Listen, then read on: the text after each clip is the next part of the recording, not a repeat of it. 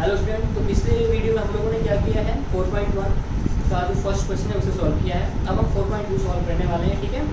तो आइए सॉल्व करते हैं। ये वर्ड प्रॉब्लम है, ठीक है। 4.1 का ये बोर्ड रखा हुआ है। पहले क्वेश्चन क्या है, सेकंड नंबर कह रहा है कि represent the following situation in the form of qualitative equation.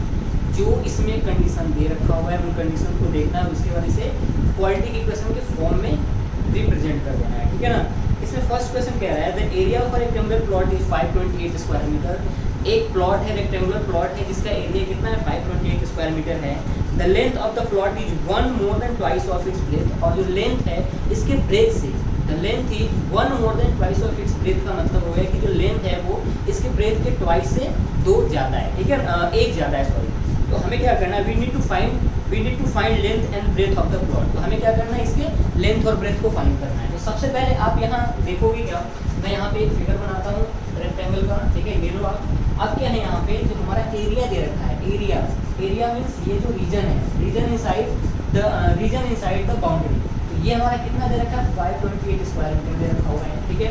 इसके साथ में हम देखते हैं कि हमारे पास ब्रेथ और लेंथ हमें दे नहीं रखा हुआ है। हमें यहाँ पे क्या करना है, इसे रिप्रेजेंट करना है। तो सबसे बड़ी बात है, हम मान लेते हैं छोटे क्वांटिटी को x मान लेते हैं, y मानते हैं, अल्फाबेट में कुछ ही मान लो। तो मैंने ले लिया ब्रेथ, अगर मैंने x ले लिया, ठीक है, तो लेंथ क्या होगा 1 more than twice of its breath. तो ट्वाइस ऑफ ब्रेथ का मतलब हो गया 2x और इससे 1 ज़्यादा यानी 1, ठीक है। अब इस कंडीशन को हमें यहाँ पे कंडीशन वाइज जो हमारा क्वेश्चन दे रखा है इसके बेस में बैठाना है और उसके बाद हमें क्वालिफिकेशन रिप्रेजेंट कर देना है। तो सबसे पहले हमारा क्या है, एक्सरसाइज हमारा है 4.1 क्वेश्चन नंबर 2, ठीक है। क्वेश्चन नंबर 2 का फर्स्ट क्वेश्चन है, ठीक है। तो हम लेते हैं लेंथ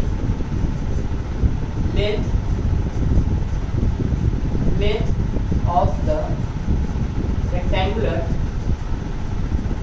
plot equals to, हमारे पास क्या हो गया, सॉरी ब्रेथ लेना है, ब्रेथ, क्योंकि छोटा हमने छोटे में से लेना है। Breadth of the rectangular plot equals to x metre, ठीक है ना। तो हमारे पास क्या हो गया, लेंथ क्या होगा हमारे पास, length of the rectangular plot equals to क्या हो जाएगा 2x + 1, जो मैंने यहाँ किया 2x + 1 मीटर, ठीक है। अब कंडीशन पे चलते हैं। अकॉर्डिंग टू कंडीशन या क्वेश्चन हमें क्या बोल रखा हुआ है कि the product of the length and breadth is 528 square metre. यानी क्या मतलब कि the area of the rectangular plot is 528 metre square. का मतलब क्या हुआ, the product of length into breadth, क्योंकि रेक्टेंगल का एरिया क्या होता है, लेंथ इनटू ब्रेथ होता है, ठीक है ना। तो अब देखो यहाँ पे हमने क्या किया, अकॉर्डिंग टू क्वेश्चन हमने क्या किया, लिखा है यहाँ पे area of the plot equals to क्या है हमारे पास 528 स्क्वायर मीटर है, ठीक है ना। इम्प्लाइज दैट यहाँ से मैंने लेंथ क्या है हमारे पास 2x + 1 और ब्रेथ क्या हमारे पास x है, इक्वल्स टू 528 स्क्वायर मीटर, ठीक है। तो मैंने इसको सॉल्व किया, क्या आ गया यहाँ पे 2x square plus x equals to 528 metre square. आप ना लिखो कोई सही है, कोई दिक्कत नहीं है, क्योंकि एडजेक्टिव फॉर्म में कर रहे हैं, ठीक है। तो यहाँ पे क्या आ गया 2x square plus x minus 528 equals to हमारे पास कितना आ गया, 0 आ गया। This is our required quadratic equation, ठीक है। ये हमारा रिक्वायर्ड क्वाड्रेटिक इक्वेशन, ठीक है। इसके बाद आते हैं सेकेंड क्वेश्चन, ठीक है।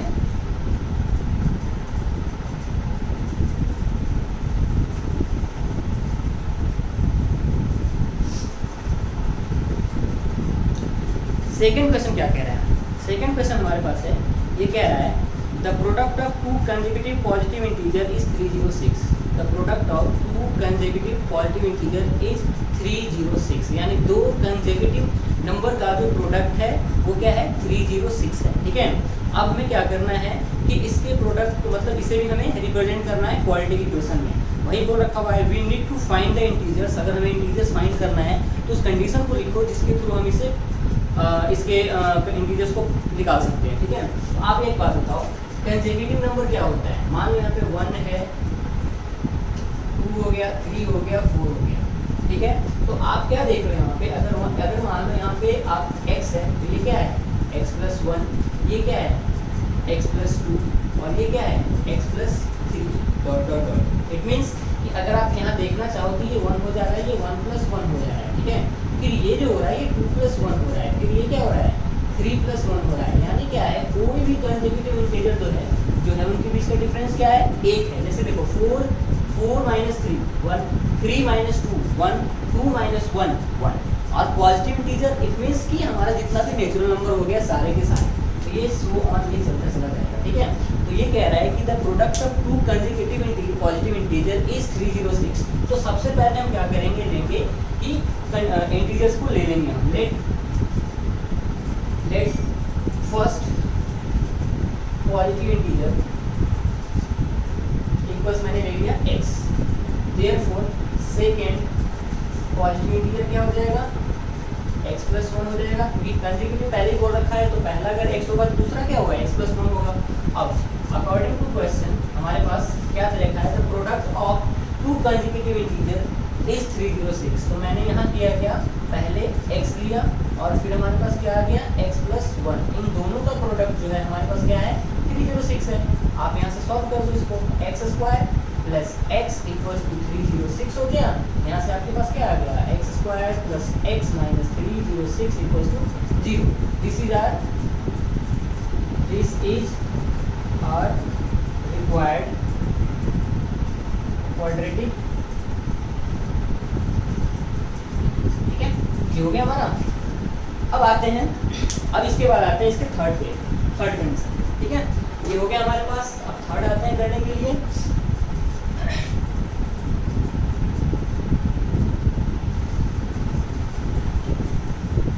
थर्ड क्वेश्चन क्या कह रहा है हमारे पास, थर्ड कह रहा है कि Rohan's mother is 26 years older than he. Rohan की माँ रोहन से 26 साल बड़ी है, ठीक है। The product of their edges, ठीक है, 3 years from now will be 360। अब अगर मान उनका जो एज है 3 साल के बाद, अगर आज के एज से 3 साल के बाद की बात करें तो जो 3 साल के बाद दोनों का एज है उसका प्रोडक्ट उनका 360 है। जैसे मान लो आज अगर रोहन का एज अगर मैंने ले लिया x, अगर मैंने यहाँ एज ऑफ रोहन हो गया, age of Rohan and his mother, ठीक है ना, मदर एज, ठीक है ना, मदर एज। अब यहाँ ध्यान से देखो, अगर मैंने यहाँ पे ले लिया x, ठीक है, कि रोहन का एज क्या है, x है, तो उसकी मदर का एज क्या होगा, x + 26, क्योंकि कंडीशन ही कह रहा है कि Rohan's mother is 26 years older than Rohan, ठीक है ना। अब इसके बाद आफ्टर 3 years की बात हो रहा है, आफ्टर 3 years देखो यहाँ पे, आफ्टर 3 years देखोगे तो रोहन का एज क्या होगा, x + 3, ठीक है, और रोहन के मदर का एज क्या हो जाएगा, x + 26 + 3 = x + 29। अब ये कह रहा है क्या कि इन दोनों का प्रोडक्ट यानी x + 3 और x + 29 जो हो वो क्या हो जाए हमारा, क्या हो रहा है, 360 आ रहा है।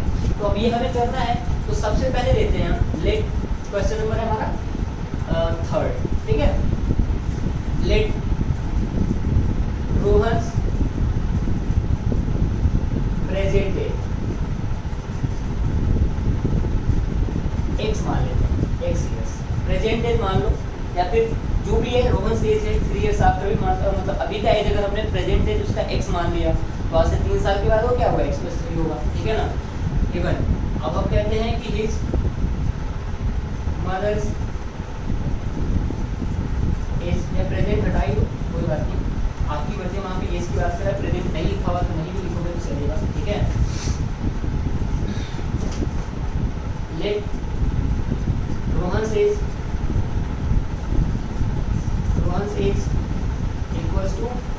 x years मान, ठीक है।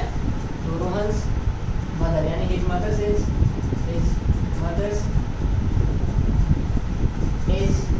क्या हो जाएगा, x + 26, ठीक है। ये हो गया उसके मम्मी का एज, ठीक है। अब आफ्टर 3 years, आफ्टर 3 years, ठीक है ना, 3 साल के बाद क्या होगा, रोहन से कितना हो जाएगा, x + 3, ठीक है, x + 3 years, ठीक है। और his mother's age equals to क्या हो जाएगा, x + प्लस ये 26 पहले का था और फिर इसमें 3 ऐड हो गया, तो ये कितना हो गया h प्लस 29h, ठीक है। अब अकॉर्डिंग टू क्वेश्चन क्या कह रहा है कि हमारे पास क्या है कि इन दोनों की एज का प्रोडक्ट जो है 3 साल के बाद जो एज आया है इसका प्रोडक्ट हमारे पास 360 है। तो मैंने क्या किया यहाँ पे लिख लिया रोहन से यानी x प्लस 3 और हिज मदर से क्या हो गया x प्लस 29 और इन दोनों का प्रोडक्ट हमारे पास कितना है 360 होगा, ठीक है। आप करो multiply x into x plus 29 हो गया यहाँ पे, फिर प्लस हमने 3 ले लिया, फिर इंटू एक्स प्लस 29 कर दिया, इक्वल टू 360 हो गया, ठीक है। आप मल्टीप्लाई करोगे एक्स स्क्वायर आ जाएगा, यहाँ पे 29x हो जाएगा, फिर यहाँ पे 3x हो गया, फिर ये 87, ठीक है। 87 29 फिर 87 इक्वल टू 360, ठीक है। यहाँ से जब आप सॉल्व करोगे तो क्या आएगा एक्स स्क्वायर प्लस 19 और 29 इन 3 32x और फिर ये हो जाएगा 87 माइनस 360 इक्वल 0 आ गया। यहाँ से आप करने चलोगे तो क्या होगा x square plus 32x minus 1073 यानी 360 से 87 को सब्ट्रैक्ट करें तो 10 माइनस 7 3 हो गया, फिर यहाँ 15 और ये 8 है तो 15 यहाँ से कैरी ओवर लेंगे, 15 से 7 हो गया, यहाँ पे ये हो गया आपका 7 और उसके बाद ये 3 का 3 से कैरी ओवर एक ले रखा था तो ये 2 हो गया इक्वल्स टू 0, ठीक है। ये हमारा required equation, this is our required, ठीक है। ये हमारा रिक्वायर्ड इक्वेशन, ठीक है। अब इसके बाद चलते हैं नेक्स्ट पे।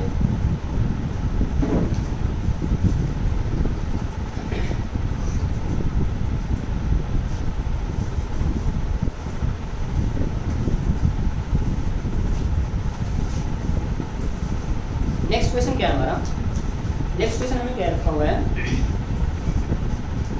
कि a train travels distance of 480 kilometre at a uniform speed, ठीक है। एक ट्रेन है जो 480 किलोमीटर के डिस्टेंस को एक यूनिफॉर्म स्पीड से कवर कर रहा है यानी ट्रेवल कर रहा है, ठीक है।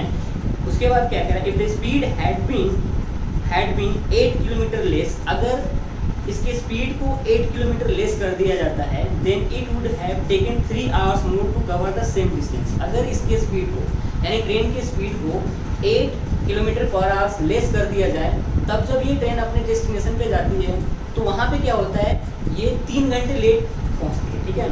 तो हमें क्या करना है, लिखना है we need to find the speed of train. तो हमें क्या करना है इस स्पीड के मतलब हमें इस ट्रेन के स्पीड को फाइंड करना है, ठीक है। तो सबसे पहले क्या करेंगे हम यहाँ पे देख लेते हैं। मान लो हमारे पास ये हो गया, हमारे पास स्पीड हो गया, हमारे पास ये स्पीड हो गया, इसके बाद डिस्टेंस हो गया और ये हम टाइम लेते हैं। तो पहले केस में कह रहा है कि अगर मैंने मान लिया स्पीड हमारे ट्रेन का x किलोमीटर पर आवर है, ठीक है।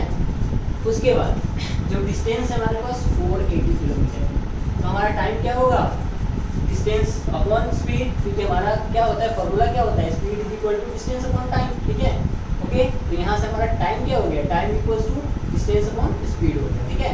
तो हम इसके बेसिस पे कर रहे हैं, तो ये हो गया हमारा स्पीड और ये हमारा डिस्टेंस है, तो टाइम क्या हो जाएगा 480 अपॉन x हो गया, ठीक है। इसी तरह से दूसरा कंडीशन कह रहा है कि अगर it had been 8 kilometre less, ठीक है ना, अगर ये 8 किलोमीटर कम कर दे, अगर 8 किलोमीटर पर आवर ये कम हो जाए, किलोमीटर पर आवर ये कम हो जाए तो क्या होगा, और ये डिस्टेंस सेम ही है 480 किलोमीटर डिस्टेंस सेम ही डिस्टेंस है, तो टाइम कितना होगा 480 अपॉन x माइनस 8 होगा, कितना आवर हो जाएगा, ठीक है। तो अब क्या है आप यहाँ हमें क्या है यहाँ पे करना क्या है कि जब ये पहुँचती है इससे इसको डिफरेंस करने पे मतलब 20 माइनस 20 यानी ये जो टोटल टाइम लिया, अब ऐसी बात है ज़्यादा टाइम लेना है इसको, ठीक है। ये जो टाइम लिया और ये जो टाइम लिया इन दोनों के बीच का डिफरेंस जो है वो 3 आवर्स है यानी 3 घंटे। ये जो है जब स्पीड को 8 आवर किलोमीटर कम कर दिया जाता है तो ये 3 घंटे लेट पहुँचती है, ठीक है ना। तो इस कंडीशन पे करते हैं हम, ठीक है। यहाँ क्या होगा लेंगे हम let speed of train equals to x kilometre per hour, ठीक है। देयरफॉर टाइम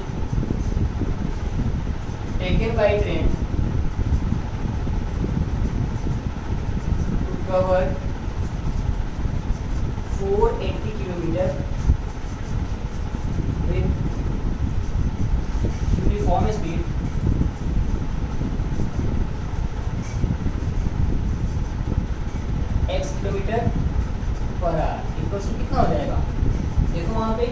डिस्टेंस यानी 480 अपॉन कितना x कितना।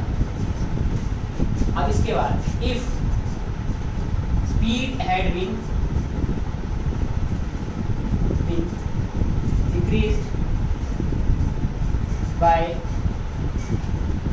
8 kilometre per hour, that is अगर हम यहाँ लिख देते हैं कि अगर स्पीड हमारा x minus 8 kilometre per hour हो गया, then the time taken by train to cover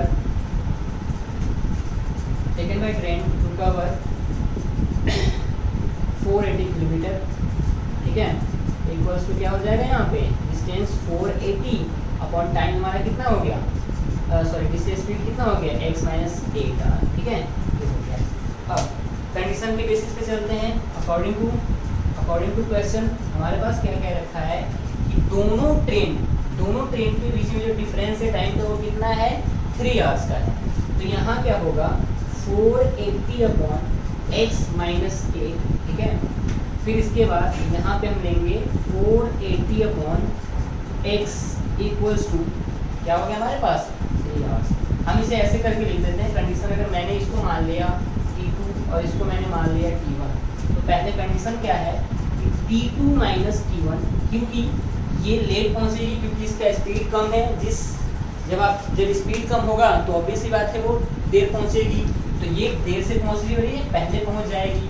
तो इसलिए हमने यहाँ क्या किया T2 minus T1 equals to हमारे पास 3 आवर्स हो गया, ठीक है। इसके बाद हमारे पास क्या है कि हमारे पास 480 अपॉन x माइनस 8, ठीक है। इसके बाद हमारे पास क्या है 480 अपॉन x इक्वल्स टू हमारे पास 3 है। अब एक काम करते हैं, कैलकुलेशन को सॉल्व करने के लिए आप ये देखो 8 4 12 यानी क्या है ये 3 का मल्टीपल है। मैं सबसे पहले 480 को कॉमन ले लेता हूँ। 480 को मैंने कॉमन ले लिया, हमारे पास क्या आ गया 1 upon x minus 8 minus 1 upon x equals to 3 हो गया। अब देखना ये आपका 3 से डिविजिबल होगा, पता कैसे करते हैं, sum of all the digits.